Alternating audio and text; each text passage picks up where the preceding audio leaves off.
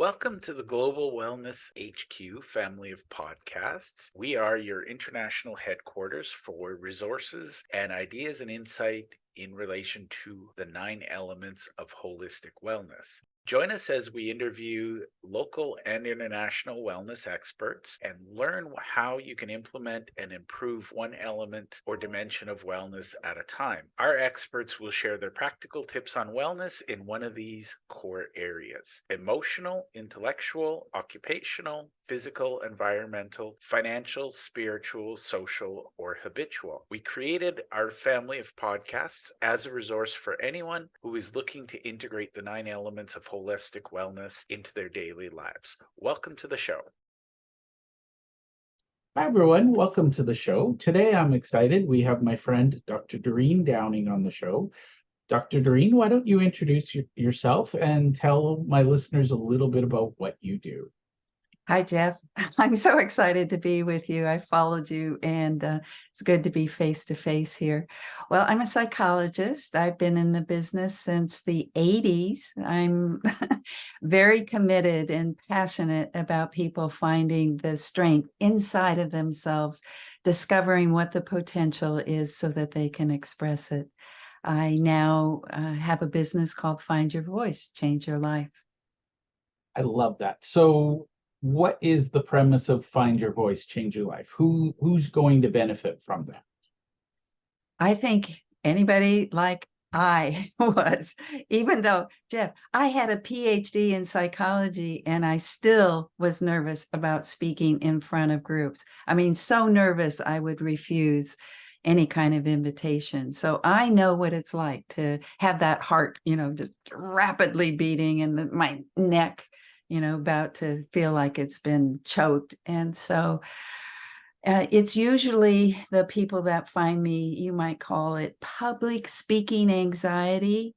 And many of them don't even ever want to get on a stage. And then there are those who say, yes, I need to get on a stage for business, for my book, some kind of necessary next step for them. And that's what people who find me are those who seem to be holding themselves back from speaking up, whatever it happens to be. I love that. And I think you and I are going to have a fun conversation because many, many years ago, my business failed and I knew that I needed to start something new. And the path forward seemed to be Jeff had to get on stage and speak to people. And I'm just one of those oblivious people. My wife said, "Oh my God, are you able to do that?" And she said, what in your background makes you think you can do it? And I said, well, I'm going to be honest, there's nothing in my background that says I can't do it. So I don't love being on stage. I'm just going to give it a shot and see what happens. And it turns out that was the single best thing for my business, for my life, because by being unafraid, and some people think, I speak in front of hundreds of people. Once upon a time, I'd get anxious going to, local BNI meeting and, there's 10 people in the room and, oh my God, my turn's next. Yes. Now, when I work with authors, a lot of them, that their strength is the pondered word. They deliberate over every word. They take months to write a chapter. I try to encourage those people to speak, because the more you speak, the more your books sell, the more publicity you get, the more awareness you get. So what would you say to an author who wants to hide in the shadows and they say, well, I wrote my book stands alone? Yes, that's exactly. I spoke up and was a keynote speaker at a conference, a writers' conference, and it was about finding your voice, because certainly they have all the techniques and have learned how to find their voice so that they could put it on a blank page. But they haven't learned how to find their voice in the moment, being present and allowing and being with themselves. It's a listening, I think, is the first step, listening to what is inside of you. The second step, I would say, is connecting with what your passion is. So first is learning how to listen to yourself, connecting with your passion, and then expressing it in a way, just like you and I are. It's a conversation. Even if there, like you say, hundreds of people in front of you, it's still a one-on-one conversation. So if an author has written something, don't you think that if I met this author on the street, they'd be able to say what their book is about? They'd be able to tell me one-on-one, right? So that's the tip, the trick, the teaching is how to speak to a group as if you're talking to just one person. I love that. And I think that's, when I first was told I'd be speaking in front of people, I went and I learned a bunch of things. And then I got really nervous because what if I forget the things I learned? Yes. And then somebody just said, pick one person in the audience and talk to them. And that just, it was so simple. And, I learned I'd pick one person at a time. And, I slowly learned to be able to zone to speaking to the whole audience. But it was just having a conversation. And as you said, it's not learning about something new. You're talking about your book. I mean, if you cared enough to write it, you probably had some passion in the writing of it. That's a great line there. If you cared enough about writing it, you're going to care enough to do whatever it takes to spread that message that you've just spent however many times or however many hours writing. Yeah. And if you one of the things I find with a lot of authors is they're not really good at self-promoting, and they'll say, well, that's why I use the publisher. But the reality is your voice is what's going to sell your books. Yes. I want to go back to something you said about the way that you started with one-on-one, and then you felt like you were able to expand that zone. The way that I teach people is to continue doing that one-on-one within that zone, because the person that you're connecting with and paying attention to can feel it. There's the person's paying attention to me. I've got to make sure I'm listening here. And it's not like, if like eye contact, boring in on somebody, if they're uncomfortable, you don't look at them, but you gaze softly at your listener and speak to them as if you are in a one-to-one conversation. So I just wanted to add that in the zone, keep finding individuals. Well, and if I can add my take, and I'll let you speak to it. But when I first started speaking, I would focus on the person like this. They got their arms crossed and they're scowling. It made me nervous. And then what I realized was, look for the person smiling and nodding. That's your person. Yeah, so, it's like, yes, that happened to me my very, very first time. I had a first time too on stage, like you're talking about, and I knew about the one person at a time. So that's what I did. I scanned it. But you have to be able to tolerate being in stillness and being grounded and centered. Otherwise, you're going to try and scan quickly. You just have to be relaxed and find, even if it takes a couple of seconds, to find those twinkling eyes. I love it. I love it. Now, what advice would you have? And I know we have some standard questions, but I feel that I'm doing a disservice to my audience if I stick to the script here. What advice would you have for somebody who knows, I'm going to use the word should, you can correct my language, but they know they should get better on stage, but they're still terrified? What's the first step to, because I've had one person who flat out said to me, she's an author, and she said, if the only way I'm going to be successful is to speak on stage, I'm going to go get a job at a grocery store. Oh. Well, I think that what you're talking about there is somebody's self-concept and their belief in what's possible, and how to help them have a new vision of what's possible. And I think that what's most important is being able to connect with somebody. And that's what I do. I'm a psychologist. I make it safe to go to that fear and transform it, to face it, move through it, And I'm not somebody who has performance techniques. And that's what I think makes my program so different than, hey, just look at the audience, or even just what I said about one person at a time, or vocal variety, or, all the performance techniques. No, I want to help people find their true voice inside, the one that wrote the book. And that to me feels so much more compelling if somebody hears that, oh, Doreen wants to help me find my voice, the one that I put on paper.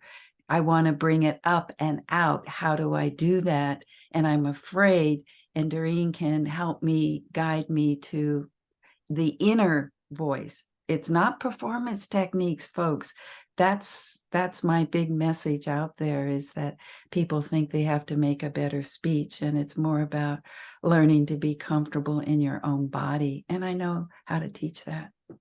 I love that, and we're going to go on total tangents here, but I have a favorite author. I won't name names because I don't want to offend him.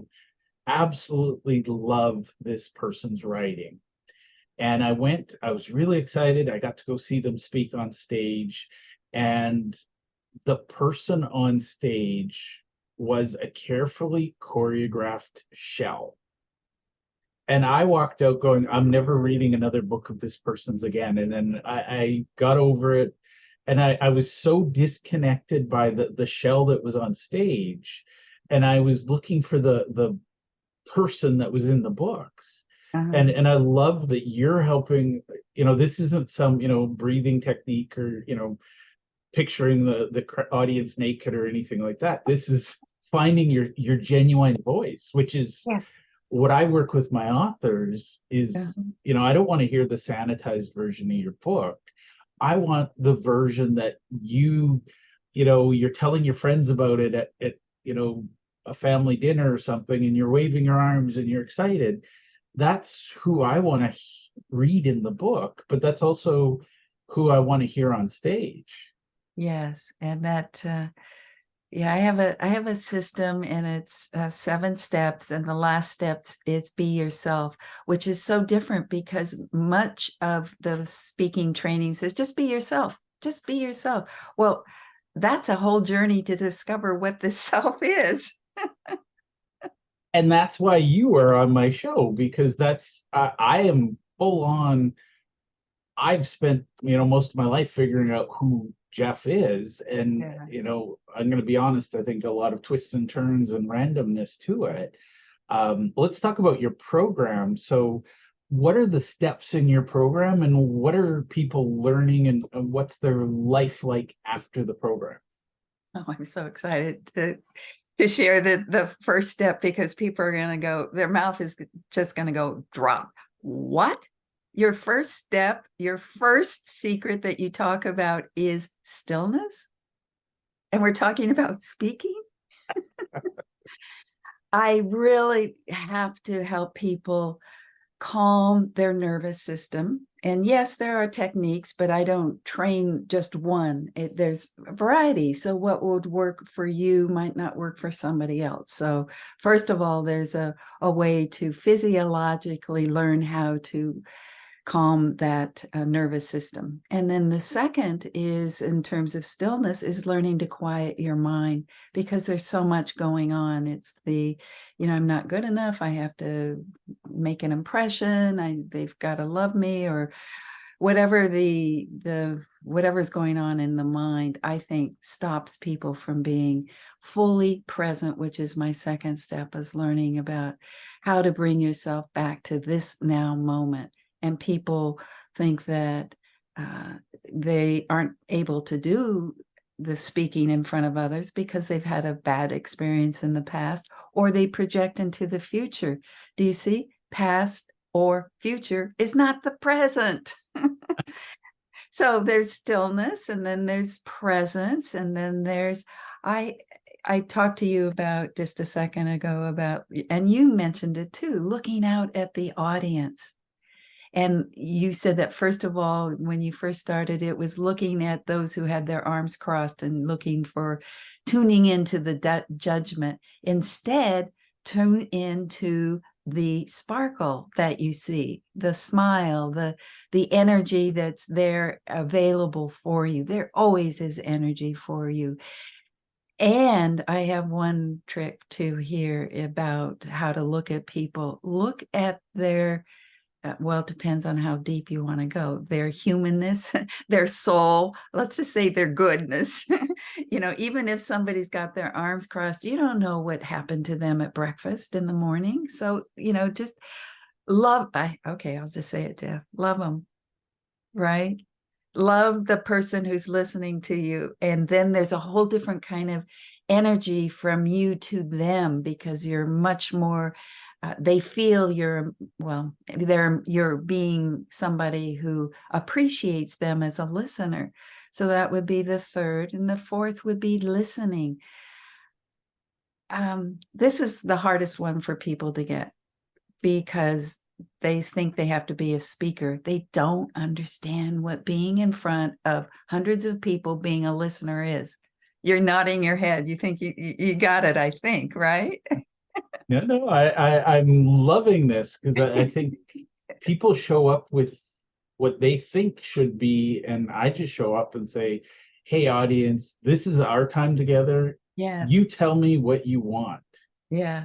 Yes. And even if you have a script you're supposed to give and you've kind of had some practice and you know what you're going to say, there's still a way that you can, and that's why all my secrets are lined up, that stillness, being present, having a soft, available gaze, and listening then becomes much more easy, because you have expansive, you're not in your head trying to remember a script. What you are is really with people, like a conversation, like you're doing right now. You're nodding your head, and so that we are engaged. And so this listening is a way that you have to, as a speaker, you have to be able to listen. And it also helps you if something happens kind of sideways in the group or the audience or the building or something, you're more able to dance with it and respond to it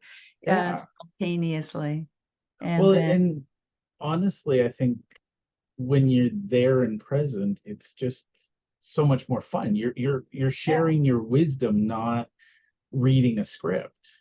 Oh yeah.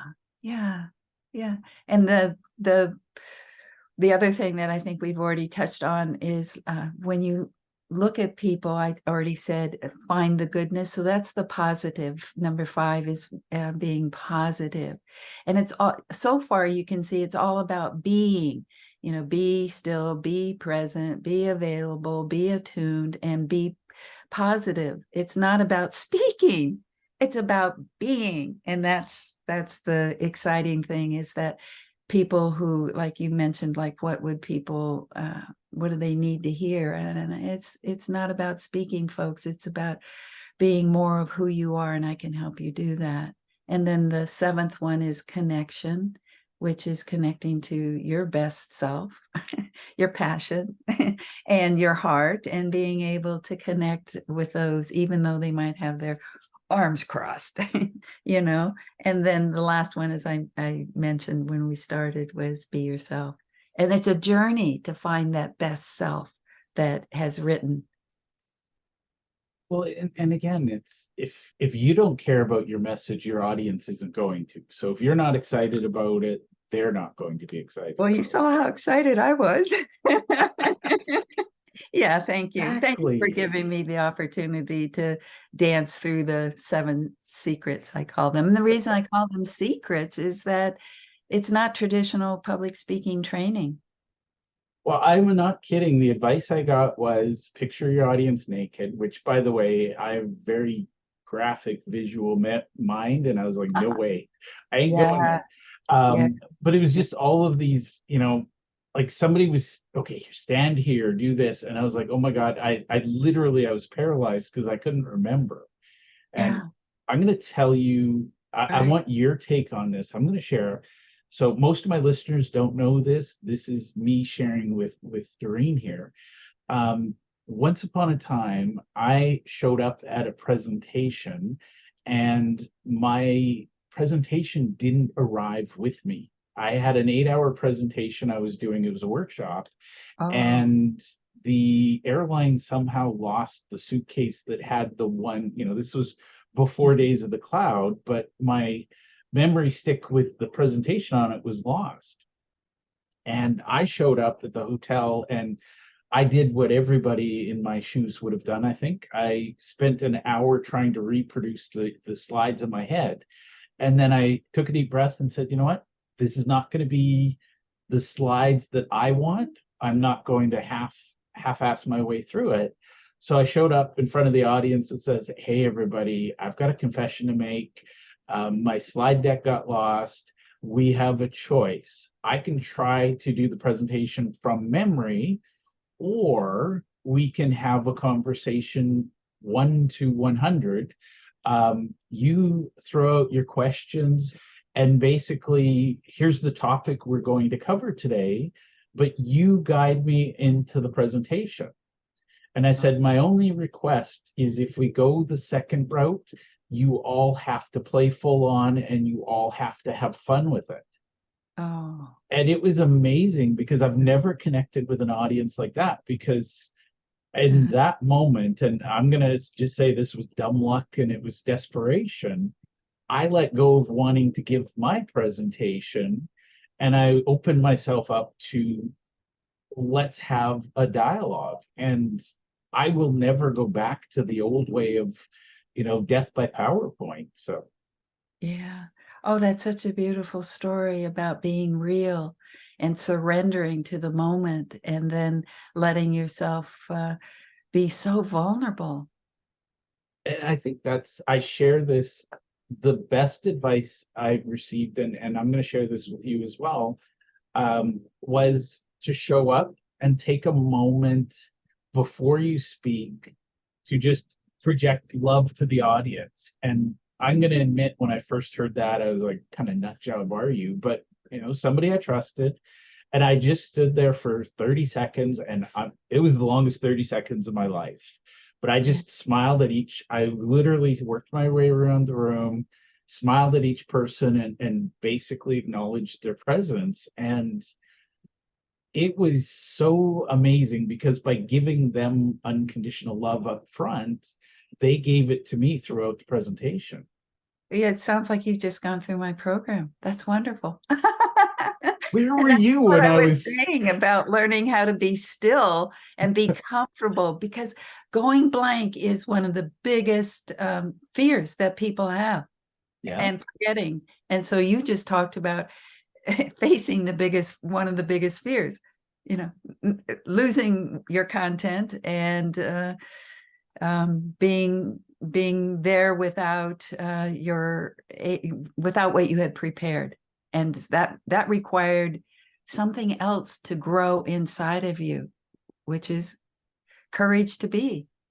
Well, and honestly, when I had all of these shoulds and musts and, all of this stuff in my head, I didn't have the room to connect with the audience. And honestly, I feel like that's the reason we speak. It's not to teach or not to pontificate, it's to connect. And it sounds like that's the heart of your program. Am I Yes. reaching too far, or? No, the connection is what it's all about. I mean, why do people write anything other? I mean, if it's just an exercise, that's one thing, but they want to connect with listener or readers. And my area of expertise is connecting with listeners. And you asked, thank you for asking me to go through the system that I've designed.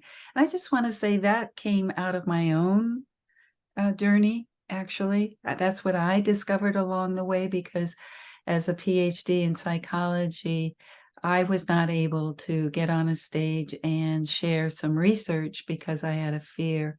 And the organizers say, but doctor, isn't fear your business? I love that obvious statement. It's just, I mean, that's the thing. We we tend to be experts in things, but sometimes we miss the obvious piece that, I have a 10-year-old that keeps me honest whenever I say something that is so obviously wrong. He just looks at me and goes, "Really, Dad?" Yes, I really did. But I Yeah. would say what I'm hearing, and you use a lot of words that I'm going to say are fun and playful.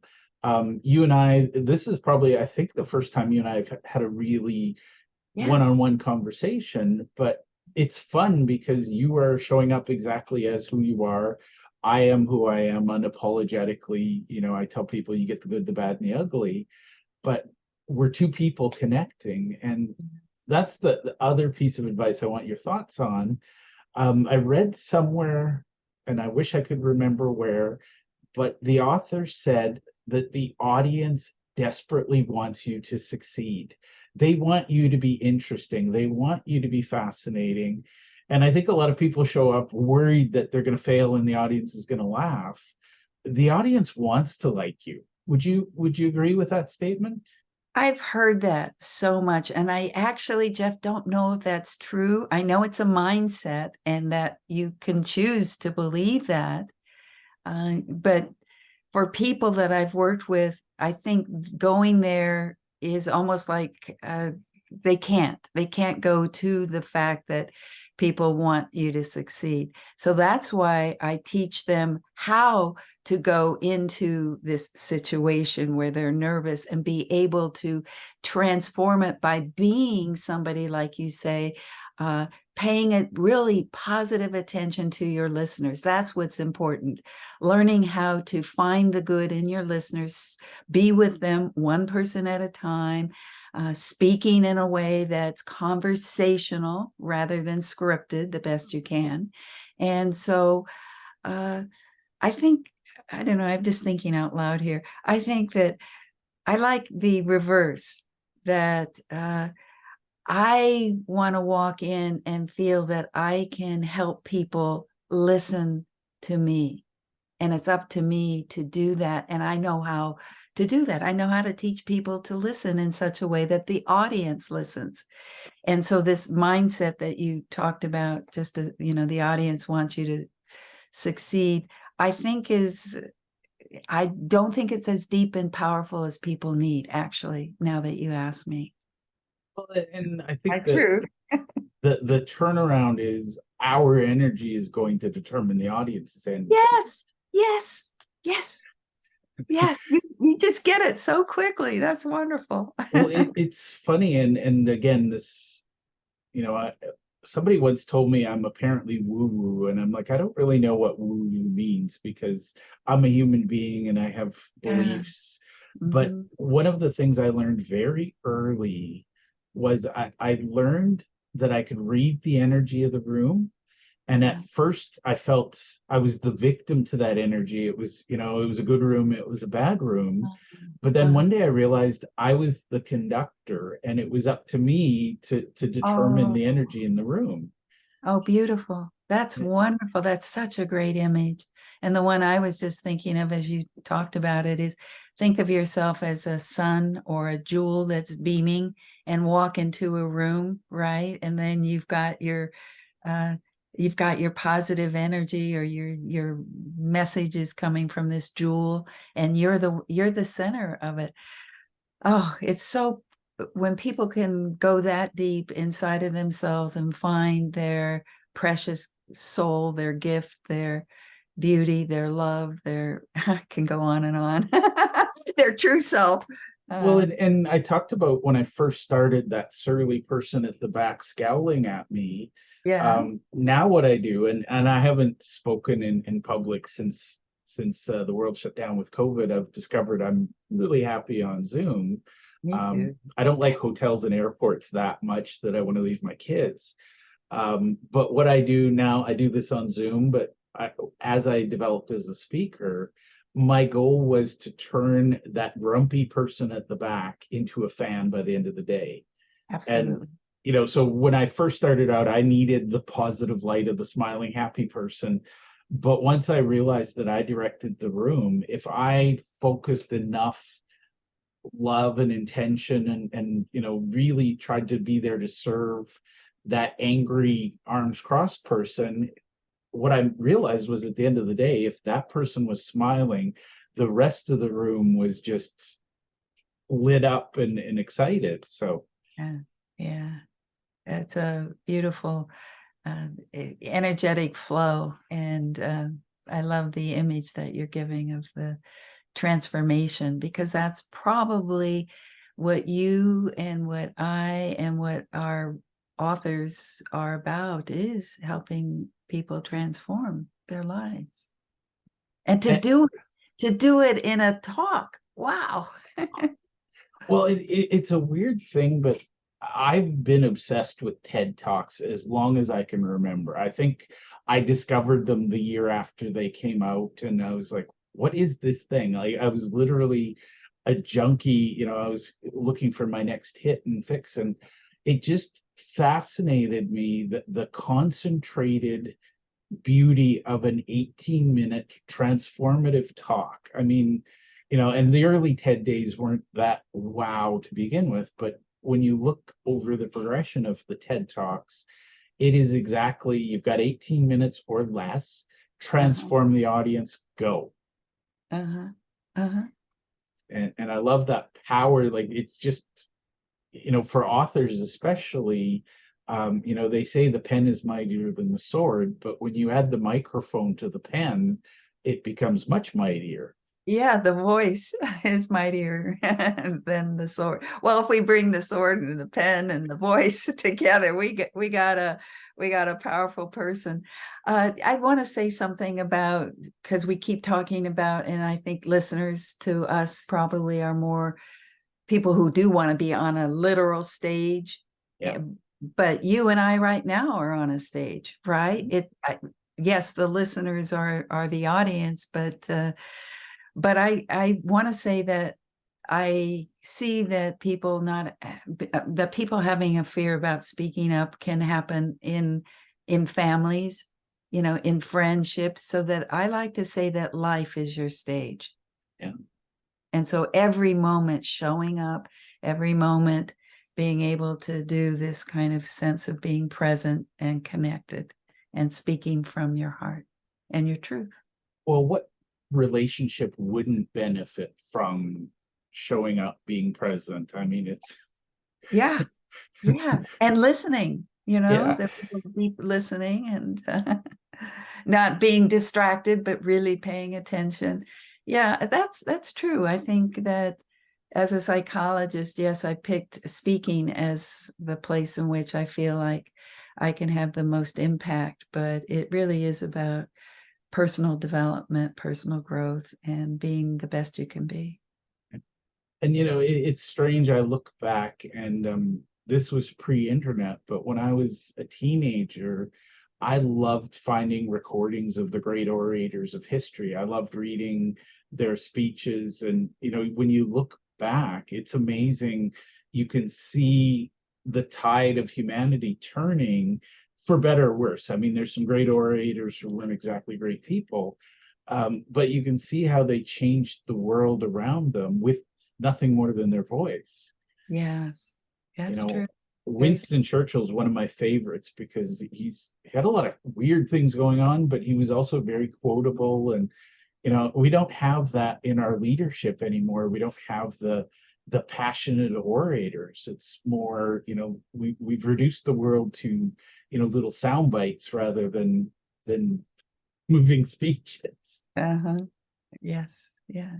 Now, I could talk to you all day, Doreen, and for the Yes. listeners, I encourage you to reach out. You're the expert at you and what you do. What should I have asked you that I haven't yet? How to find me? Oh, that's my next question, but you can answer it.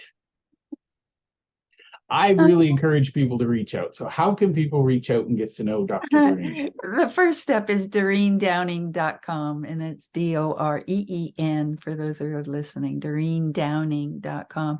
And what I have right away for people is a quiz, a Find Your Voice quiz that helps them find where they are in the spectrum of being comfortable or struggling, what it is that they really want to see for themselves. We talked about people who are afraid.